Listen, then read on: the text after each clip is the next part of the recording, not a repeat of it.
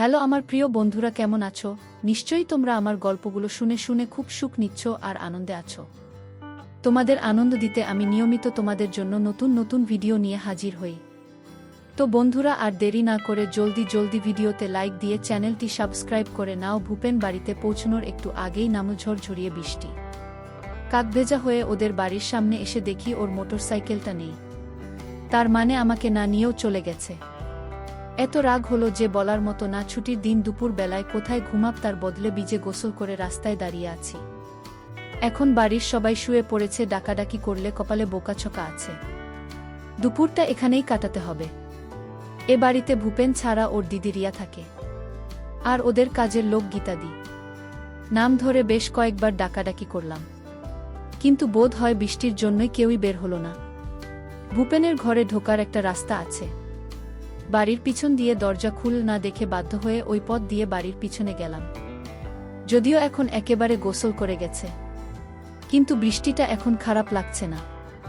ভূপেনের পিছনের দিকের বারান্দার ছাদ টিনের, তার উপর বড় বড় বৃষ্টির ফোঁটা পড়ে একটা অদ্ভুত সুন্দর শব্দ হচ্ছে। সরু গলি পেরিয়ে ঘরের পাশে এসেও ডাকলাম, কেউ সাড়া দিল না। উঠোনটা পেরিয়ে বারান্দায় উঠে যা দেখলাম তাতে চক্ষু চরকগাছ হয়ে গেল। রিয়াদে ঘরে বসে কাপড় কাচছে। বৃষ্টি আর কলের জলের শব্দে বোধহয় আমার গলা শুনতে পায়নি। রিয়া দিকের সম্পূর্ণ দেখা যাচ্ছিল, একটা সুতোও নেই, বিন্দু বিন্দু জলের ফোঁটা। ভেজা চুল ছড়িয়ে আছে পিঠমা কয়েক মুহূর্তের দেখা, কিন্তু তাতেও লাল সুতোর মাদুলি আর পায়ের কালো চুলের রাশি আমার চোখ এড়াল না। হঠাৎই রিয়াদের চোখ পড়ল আমার উপর। শিবলু, কি করছিস এখানে? লাফিয়ে উঠে আড়ালে চলে গেল ইয়াদি। আমি চোখ নামিয়ে নিলাম। আমি এক্ষুনি এসেছি। আমি অনেকবার ডাকলাম, কেউ সাড়া দিল না, তাই গলা কাঁপছে আমার। ওখানে দাঁড়িয়ে আছিস কেন? ভিতরে চলে যা। আমি পুরো ভিজে গেছে দিদি। তাতে কি, জামা প্যান্টটা ওখানে ছেড়ে ভিতরে যা। ঘরে তোলে আছে, নিয়ে নে। ভয় নেই, ভিতরে কেউ নেই। একটা কথা ছিল কি, আমি একবার ভিতরে আসব। সারা গায়ে ধুলো লেগে আছে। কিছুক্ষণ চুপ করে রিয়াদে বলল, আয়। আমি আস্তে আস্তে ঘরে ঢুকলাম, মাথা নিচু করে। চৌবাচ্চা থেকে জল নিয়ে ঝাপটা মারল মুখে। তারপর ঘুরে বেরিয়ে আসার মুখে রিয়াদের গলা শুনলাম। ও কি হলো? ভালো করে ধুয়ে গা হাত পা। জামাই এখানেই ছেড়ে রাখা, আমি ধরে দিচ্ছি। এবার যেন অজান্তেই তাকিয়ে ফেললাম রিয়াদের দিকে। একটা ভেজা সাদা তুলে আগেকার ঢাকা, তাতে থেকেছে বটে, কিন্তু আকর্ষণ বেড়ে গেছে কয়েক গুণ। ভেজ আসার কারণে আরও স্পষ্ট হয়ে উঠেছে। কি হলো? তাড়াতাড়ি করো শিবলু। কতক্ষণ এভাবে দাঁড়িয়ে থাকব? আমি মাথা নিচু করে শার্ট আর গেঞ্জি খুলে মেঝেতে রেখে বেরিয়ে আসতে যাব। এমন সময় আবার রিয়াদে বলে উঠল, এটা ছেড়ে রেখে বেরিয়ে যা। আমি পিছন ফিরে আসছি। রিয়াদ সত্যি পিছন ফিরল কি না তা দেখার সাহস হলো না। কোনো রকমে তা থেকে নামানোর সময় আর এক বিপত্তি ঘটে। বৃষ্টিতে গায়ের সঙ্গে আটকে থাকা সবই নেমে গেল। তাড়াতাড়ি সেটা তোলার আগেই পিছনে খিলখিলিয়ে উঠল ইয়াদি। বেশ বুঝলাম তার সততা। শত তুললে আচমকায় মুখ ফসকে বেরিয়ে গেল, কথাটা বেশ করেছি। যা পালা। রিয়াদের গলার স্বরে একটা মজার আভাস পেলাম, ভয় শিরশিরানিটা একটু কাত। নিজেই নিজেকে প্রশ্ন করলাম, তাহলে কি রিয়াদ ইচ্ছা করে এখানে ঢুকতে দিল আমাকে? এক পায়ে ভর দিয়ে জিজ্ঞাসা করলাম, জেঠু জেঠিমা নেই? না, পুরনো বাড়িতে গেছে। গৌরী ইত্যাদি কোথায়? সকলের খোঁজ করছিস কেন? এমনি অনেকক্ষণ ধরে ডাকছিলাম, কেউ বলল না তো, তাই তো তুই সিনেমা দেখার সুযোগ পেলেই ফ্রিতে। তা বটে, তবে শুধু ট্রেলার। এরকম সিনেমার জন্য আমি ব্ল্যাকে টিকিট কাটতেও রাজি। আমার সাহস বাড়ছে ক্রমশ। পাকামি করিস না, যা ভাগ।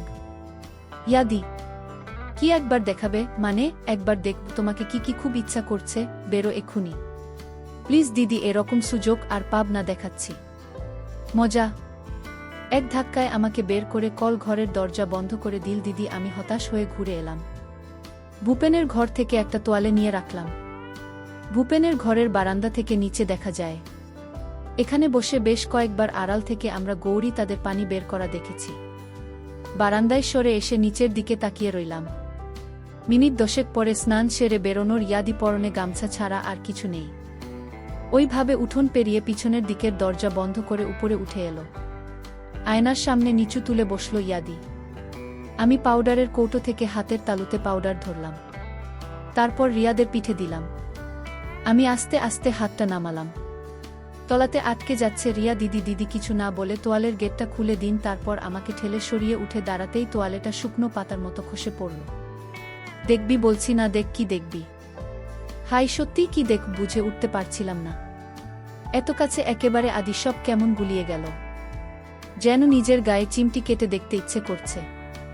স্বপ্ন দেখছে কি না চোখের সামনে একজন দেখাচ্ছে ভেবে পাচ্ছিলাম না। কি করব, থরথর করে কাঁপছে সারা শরীর। চোখ সব কিছু দেখতে চাইছে, কিন্তু কেন জানি না সাহস করে উঠতে পারছি না। কি হলো দেখবি না, নরম গলায় বলল ইয়াদি। টাকা টাকা বলছি আমার দিকে। আস্তে আস্তে চোখ খুললাম। রিয়াদিকে ভীষণ সুন্দরী লাগছে, সেটা বলাই বাহুল্য। টানা টানা চোখ, জোড়া ভ্রু সব মিলিয়ে অনেকটা দক্ষিণী সিনেমার নায়িকাদের মতো দেখাচ্ছে।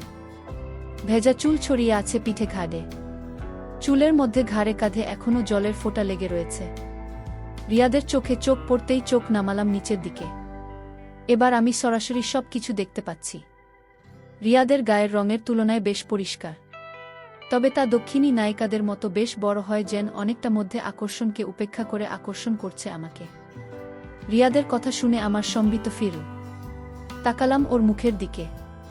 কি রে, বললি না তো কেমন খুব সুন্দর? একটু ধরো, পারমিশন নিচ্ছিস? যদি দাও। আমার মাথার চুল খামচে ধরে রেখেই বলল, ওরে বাদর, ধর, যা খুশি করো। বুঝিস নাকি কিছু? আমি খুশিতে থাকতে না পেরে দুই হাতে দুইটা ধরলাম। আমার মনে হলো পিছলে বেরিয়ে গেল বুঝি। ইদ্দি বলে উঠল আস্তে, শিবলু শরীর, অনেক সময় আছে, তাড়াহুড়ো করিস না, তাহলে তোর ভাল লাগবে না, আমারও না। আমাকে বিছানার কাছে নিয়ে এলো রিয়াদি। তারপর একটা ততক্ষণে আমার কলাগাছ। এবার বিছানায় শুয়ে পড়েও বলল, নে যা দেখবি দেখ। আমি এবার নিচে মনোনিবেশ করলাম। নিচ থেকে নেমে এসেছে হালকা চুলের রেখা, সেটাই নিচে নেমে বেশ ঘন জঙ্গল তৈরি করেছে। আমি হাত দিয়ে তার মধ্যে বিলি কাটতে লাগলাম। রিয়াদে নড়ে ওঠে, শক্ত হয়ে গেল। মেঘের জন্য ঘরে আলো কম, তাছাড়া জানালার পর্দাগুলো টাঙানো, তাই বিশেষ কিছু দেখতে পেলাম না। আন্দাজে আরও গভীরে নিয়ে গেলাম। এতদিনের সিনেমার ম্যাগাজিন দেখার অভিজ্ঞতার সঙ্গে মিলিয়ে আন্দাজ করার চেষ্টা করছিলাম। নামলাম নরম একটা খাজের মধ্যে। রিয়া দিয়ে চোখ বুজে ফেলেছে, শ্বাস পড়ছে ঘন ঘন। বেশ বুঝেছি ও খুব এনজয় করছে। তাড়াহুড়ো করার কোনো মানে হয় না। আমি এবার আমার নামিয়ে আনলাম। ভাল লাগছে দিদি।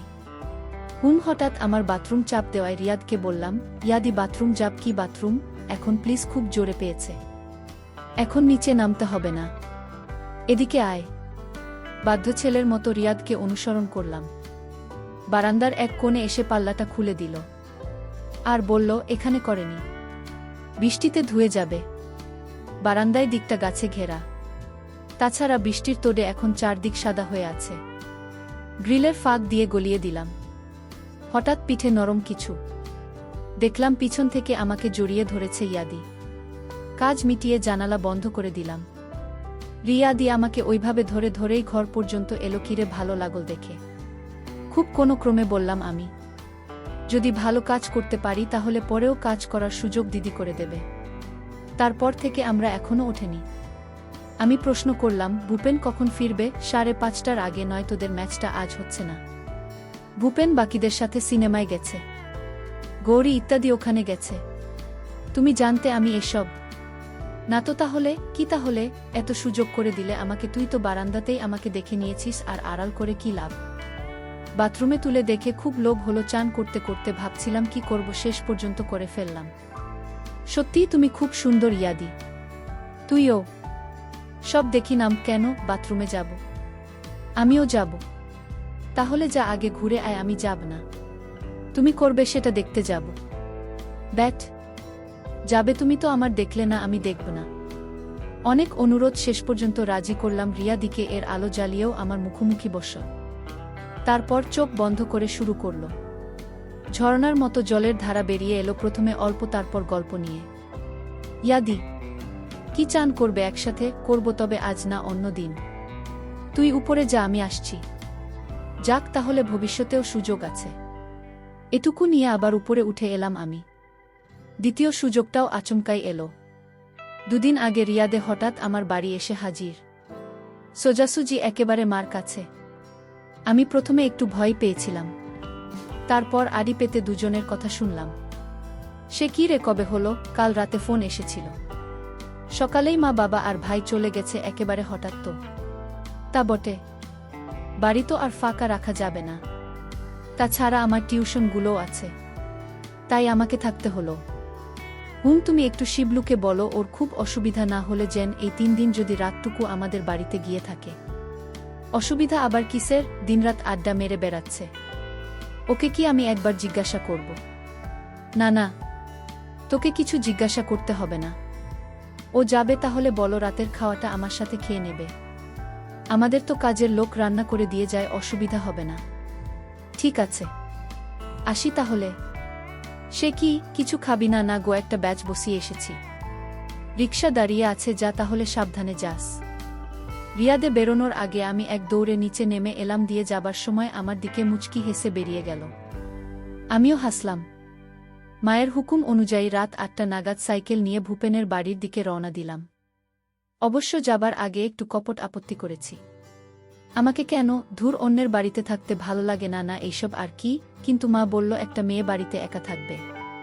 তোর কি কোনো কাণ্ডজ্ঞান নেই? আপত্তি না বাড়িয়ে আমি বেরিয়ে এলাম। পৌঁছাতে 5 মিনিটের বেশি লাগল না। রিয়া দোতলার বারান্দায় দাঁড়িয়েছিল। আমায় দেখে নিচে নেমে এসে দরজা খুলল। আমি সাইকেলটা সিটের নিচে রেখে ওকে পিছন থেকে। রিয়াদে বোধ হয় সবে স্নান করেছে, চুল এখনো ভিজে। আমি ভেবেছিলাম বাসায় কেউ নেই, তাই আমি। রিয়াদে কিছুক্ষণ পরে বলল, আর না, রান্নাঘরে গৌরী ইত্যাদি আছে। দুজনে ওপরে উঠে এলাম। ঘরে টিভি চলছে। চ্যানেল পাল্টে পাল্টে কিছুক্ষণ টিভি দেখার পরেই গৌরী তা দিয়ে সে জানাল তার কাজ শেষ। রিয়াদের নিচে গিয়ে দরজা দিয়ে সে কাউকে ফোন করল, সম্ভবত ভূপেনকে। কারণ হ্যাঁ, সব ঠিক আছে, চিন্তা করিস না, শিবলু থাকবে, বাবা মার খেয়াল রাখি, সেই কথাগুলো কানে এলো।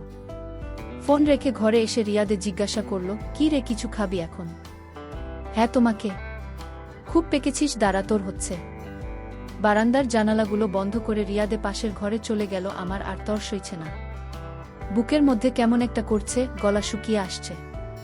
ঠিক ভেবে উঠতে পারছি না যে রিয়াদের মতো আপাতগম্ভীর একজন মেয়ে আমাকে ডেকে এনেছে। কয়েক মিনিট পরে ঘর থেকে রিয়াদে ডাক দিল, আয় ঘরে আয়। পাশের ঘরে গিয়ে বেশ অবাক হলাম।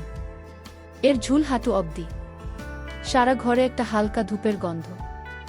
রিয়াদে, টিউব নিভিয়ে দিন। এরপরে থাকবি নাকি? না, শর্টস আছে ভিতরে।